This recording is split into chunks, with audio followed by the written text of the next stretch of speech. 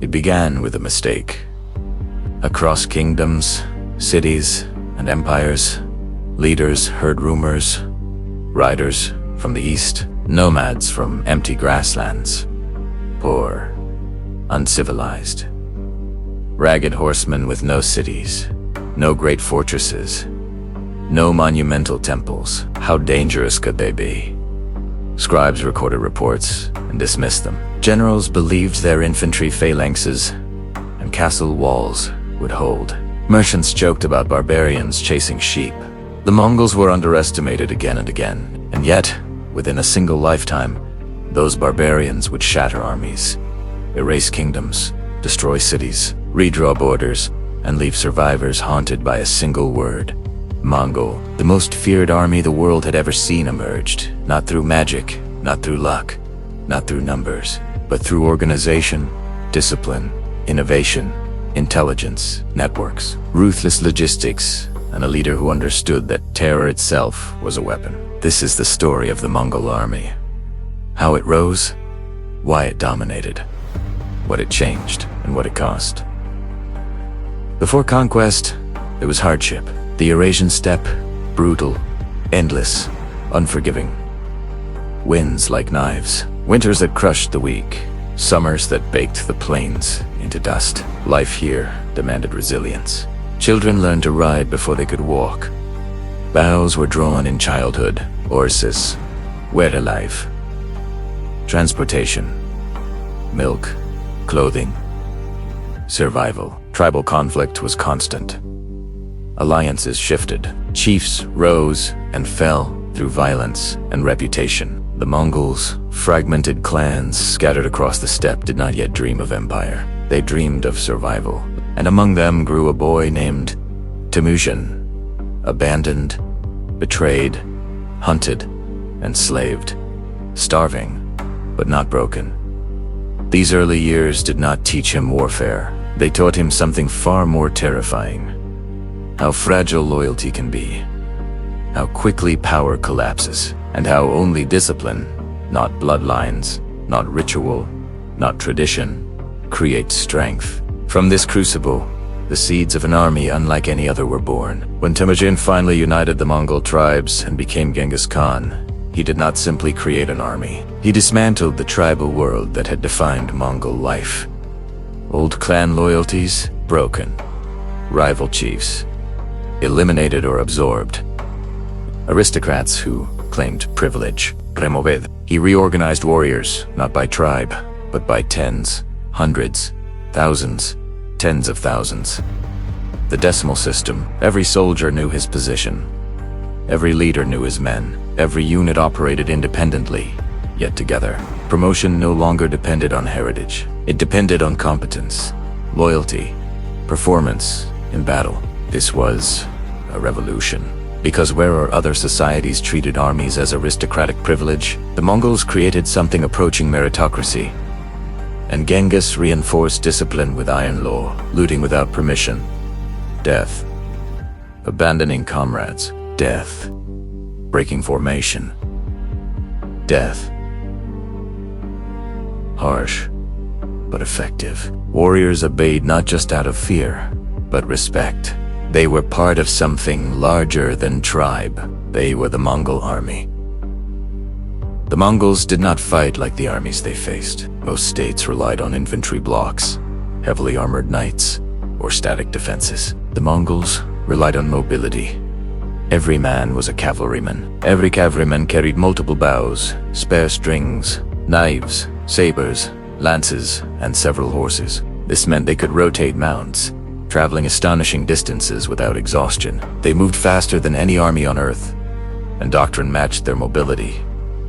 Hit and run, feint, retreat, southen, encirclement. Enemies believed they had won when Mongols retreated. Then the trap closed. Arrows fell like rain. Flanks collapsed. Commanders died in confusion. Where others treated battle as honorable contest, the Mongols treated it as they did not care about chivalry. They cared about victory efficiently, decisively, with minimum risk. They scouted obsessively. Weeks before battle, Spies mapped terrain, counted enemy forces, recorded weak points, bribed local leaders, gathered intelligence. War for the Mongols began long before the first arrow flew.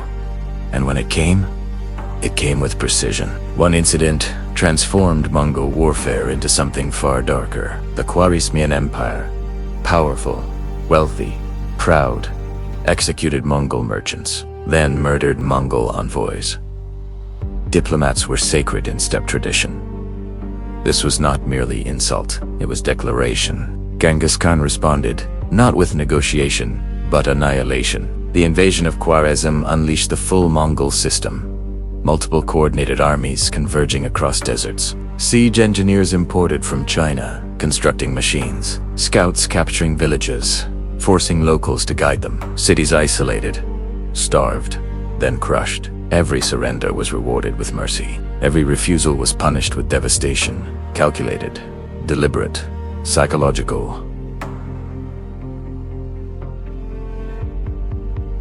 Whispers traveled faster than armies. The Mongols are coming. Resist, and you die. Submit, and you live. Entire cities surrendered without battle. And those that didn't became warnings. This was the turning point. The Mongols were no longer a tribe expanding outward. They were now an empire reshaping the rules of warfare. The Mongols did not conquer through ferocity alone. Their success rested on systems. A mounted relay network. The yam covered vast territory. Stations every few miles. Fresh horses waiting. Messages traveling at unprecedented speed. Orders could cross continents in days. No medieval state matched it. No baggage trains collapsed their mobility. Warriors carried dried meat, fermented milk, blood drawn from horses in emergencies. They lived off land, grazing herds that traveled with them. This made them self. The Mongols recruited specialists from conquered peoples, Chinese engineers, Persian administrators, Arab map makers, siege towers, catapults, gunpowder bombs, all incorporated. They did not invent everything. They integrated everything. Census records, taxation systems, military records, captured cities were reorganized, not simply looted. The Mongols were building an empire, not a raid. Their enemies thought them primitive. They were wrong. This was industrialized war. Centuries before industry existed, the Mongols fought many decisive battles, each teaching the world the same terrifying lesson. Kalka River minus 1,223 Russian princes united for defense. They believed unity guaranteed victory. The Mongols pretended to flee. 4 days, the coalition pursued, exhausted, stretched, disorganized. When the Mongols finally turned, they encircled, destroyed, executed leaders, and released survivors so they could spread tales of horror. Psychological warfare. Mohi, 1241. The kingdom of Hungary stood ready with knights and infantry. The Mongols divided forces, crossed rivers at multiple points, surrounded camps, attacked day and night, broke command, cohesion, destroyed the Hungarian army. Europe trembled. Church bells rang. Kings panicked. Castles fortified. They had never faced war conducted with this speed, coordination, and precision. As Mongol armies moved into Poland, Hungary, and beyond, Europe prepared for extinction. Cities burned, armies shattered. Refugees fled. Then, suddenly, the Mongols withdrew, not because they were defeated, but because of politics. The great Khan had died. Steppe's tradition required the princes to return and elect a successor. The world was spared, not by strength, but by custom. Europe learned the wrong lesson. They believed they had survived because they fought well. They did not realize the Mongols could have continued, and likely would have won. The Mongol army was built on brilliance, discipline, and adaptability, but it carried a cost. Cities were destroyed beyond recovery. Populations vanished. Libraries burned. Fields lay empty. The Mongols weren't mindless. They valued trade, knowledge, culture. But when resistance came, devastation followed. History remembers them with awe and fear, because both are true.